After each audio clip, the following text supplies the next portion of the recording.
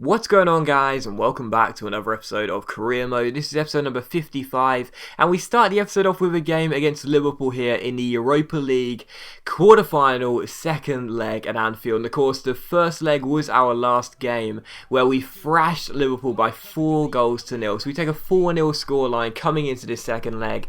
And as I did say in that game, we know that really I don't want to say it and jinx it, but we got one foot in the next round, let's be honest here. If we score an away goal, it means that Liverpool would have to score 6 times on the night, which just quite frankly isn't going to happen. So that was my game plan, as you'll see by my team. You know, a lot of times in this season, I have played sometimes a 4-5-1 if I've wanted to try and contain and sort of defend a little bit better. But as you can see, I stuck with the flat 4-4-2 that works so well at the Hawthorns. And as you can see by Liverpool's lineup, they featured Skirtle, which is great for us after his diabolical game for Liverpool against us in the first leg. And as you can see by my lineup, it was very strong. Was never going to drop Saido Berahino. Of course, I pushed Abita up to play left mid as well, because I thought he did really well in that game and could be a bit more creative push forward. So we knew that Liverpool, you know, they weren't going to have a repeat of that performance at the Hawthorns, but we also know that with Skirtle playing and their very weak defence, we knew that if we can just get ourselves one goal, they are not going to be able to score 6 on the night and we'll be guaranteed a place into the Europa League quarter-finals.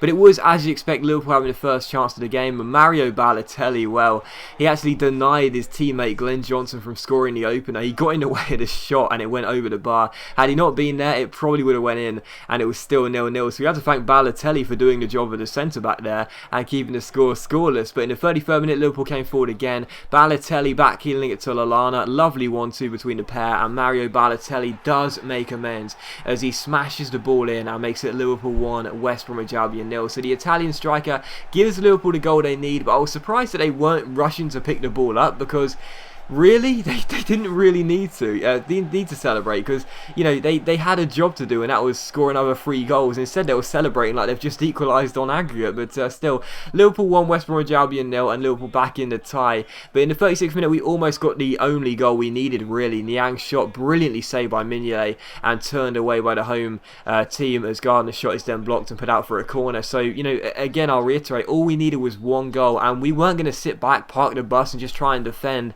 our 4-goal, now 3-goal lead on the aggregate. We wanted to score that crucial away goal. And if it wasn't for a great save by Mignolet here, Zambrano would have scored it. Brilliant strike by our Peruvian centre-back with a great save by the Belgian goalkeeper. He keeps it at 1-0, and Liverpool are still in a tie. And Ben Foster makes a good save here to deny Coutinho in the 48th minute, as Liverpool did everything they could to try and get themselves a second goal. But as they kept on pushing bodies forward, we went on a break here. Niang outpaces Moreno through the centre, and if it wasn't for a diabolical finish by yours truly, that should have been 1-1 there and tie over. And then the follow-up header by Berahino is easily saved by Mignolet. So we miss another golden chance, and it's still 1-0. And in the 57th minute, Liverpool come through here as Balotelli loses out to Abita. He takes the man down from behind, and Jordan Abita, as you'll see, does finish this game, but he'll be out for 3 weeks with an injury. I have no idea how a free kick wasn't given there, or Balotelli even getting a booking. But as we get the ball away with Creswell here, Gerrard wins it back, poor from me, spreads it into Adam Lallana, who shoots, and Ben Foster makes a very good save and keeps it at 1-0. So Liverpool doing everything they could to get themselves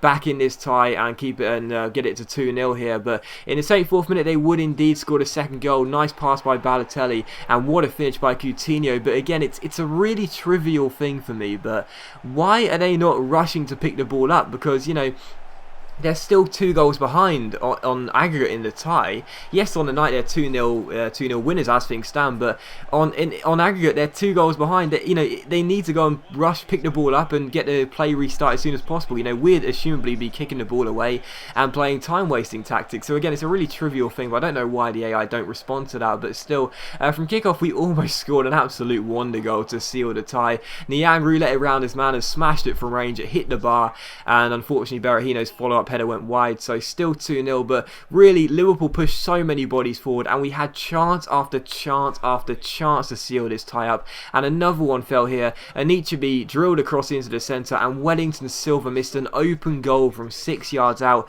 as he put it wide. And I was sitting there saying to myself, if I don't win this game, you know, and Liverpool get themselves through to the next round of the Europa League and we go out, I am going to have no one else to blame but me, because I have missed so many golden opportunities. But from the goal kick, Liverpool get the ball away, Again, we're through 1-on-1 with Victor Anichebe. I go to shoot, I get pushed down by Moreno, and the referee gives a penalty. The Spanish fullback trips up Anichebe from behind, although as I watched this on the replay, it turns out it was probably a bit of a dive from Victor Anichebe because there's not too much contact, and Anichebe seems to kick the ground. Not really sure it's a penalty, to be honest, but we're going to claim it. It's a really, really good chance to send us through and finally take one of these so many chances we had and get ourselves through to the Europa League quarter-final tie. It's Anichebe against Mignolet, and how many times have we said this? Victor Anichebe comes off the bench and scores. He makes it Liverpool 2, West Bromwich Albion 1. And we are through to the Europa League quarterfinals because, of course, Liverpool would have to score 4 goals due to that away goal ruling. The extra 2 goals wouldn't be enough. The extra 3 goals wouldn't be enough because, obviously, we've got the away goal and they will be going out. So Anichebe comes off the bench, seals the tie, and as you'll see, even though we do lose on the night, we can celebrate because we are through to the Europa League quarterfinals. And again, it's a really trivial thing, but I can't really understand why the players are intelligent enough to react after the final whistle when they've lost on aggregate, but not know they still need to score during the game. But that's just a trivial thing of mine. But anyway, as you can see, we're through to the Europa League quarterfinals. Absolutely delighted. It would be amazing if we could go and get ourselves into the semis or even a final, but for the time being, I'm just so pleased we've reached the quarters, and here's hoping we can get ourselves through. Of course, the quarterfinals will be shown, the first leg of the quarterfinal will be shown tonight. As you can see here, the board gives a vote of confidence. We've got 400 grand for progression, and Jordan Vita is out for 3 weeks. We then have 2 international friends with USA against Norway and Switzerland. The Europa League quarter-final first leg will be shown in tonight's episode. There's going to be 6 episodes of career mode over these 3 days. 2 tonight, 2 today, even on Friday, 2 on Saturday and 2 on Sunday. So 6 episodes in 3 days. So if you could leave a like to show support, that is much appreciated. And it'll be a nice show of appreciation for 6 episodes in 3 days. But anyway, we do indeed have 2 international friendlies here. We won the first one with USA against Norway with 2-0. Joshua Gatt and Zardes getting the goals. Gatt then made it 2 in 2 games for him as he scored here against Switzerland away from home. Robbie Rogers then made it 2-0, which was great to see. Switzerland did get themselves a goal back through Dermich, but as you'll see, we held on for the win, even though Omar Gonzalez got himself sent off late on for 2 bookings. And we got 2 wins from 2 with our international friendlies. And of course, with USA, I said I'm not too bothered about them. And if a big nation does come in the future, then I'll be taking them. But, for the time being, it's nice to know that even though we're not really doing much with the USA, they're still getting the results, even if they're just friendlies. It's nice to see. But anyway, we take on Sunderland for the second and final game of today's episode. As you can see, 10 games left in the league for us. We're in 9th place.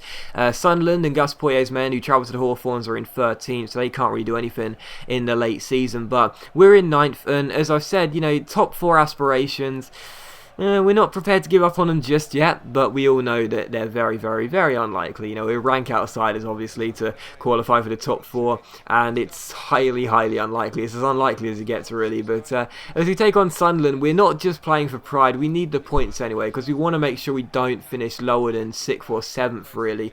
Top 7 is our aspirations. Last year, finishing in 6th, we don't want to fall behind so badly in the league, even though we have still guaranteed Europa League qualification for next year because of our Capital One Cup final win. But anyway, we take on Sunderland. The first chance did fall to them as well. The Swedish midfielder Seb Larsson almost getting a goal there from the header, but the former Arsenal and Birmingham man, his header hit the post and was behind for a goal kick. And Billy Jones, the former West Brom defender, actually almost made it 1-0 just before half time. Thankfully, his shot went wide and out for a goal kick. So pretty poor first half, really, but both chances falling for Sunderland. But we had the first chance in the second half. Berahino played forward by Savanier, who I converted to play CM in this game after the second half restart. He wasn't doing much on the wing. His through ball was into Berahino and he hit the post. But in the 67th minute, we would indeed take the lead, and it did come through Niang as he celebrates with Savanier there, who did look very, very good when I converted him to play more central, as I find him very ineffective on the wing. We played it through towards Niang, and Niang finessed it past the goalkeeper, got his 16th goal in the Premier League. He's going for that top scorer chart come the end of the season, and he makes it 1-0 to West Brom. And as you can see here, Giacarini, the Italian, plays the ball forward towards Lee Catamol here in the 69th minute. Great chance. He chips the ball in.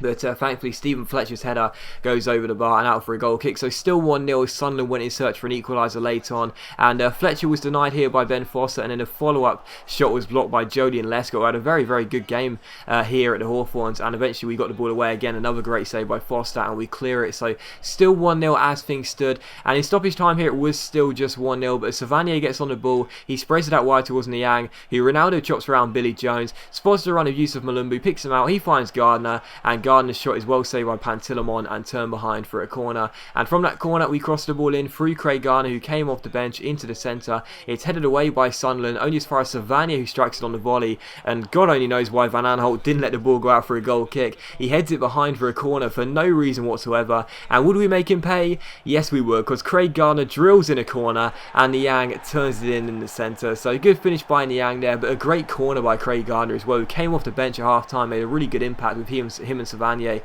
playing through the middle. And it's a really good finish by Niang. Gets his 17th goal in the Barclays Premier League this season with 9 games left. It's a really good finish, a good 2-0 win, and a very, very good couple of weeks for us here with West Brom. Capital One Cup winners through to the Europa League quarterfinals, and a good win here in the Premier League. But as always, guys, a big thank you for watching the video. I really hope you have enjoyed it. If you have enjoyed the episode, then please do leave a like. Don't forget, there'll be another episode of Career Mode later on tonight. That'll be the second of 6 in 3 days, and I'll see you for that one in just a few hours' time.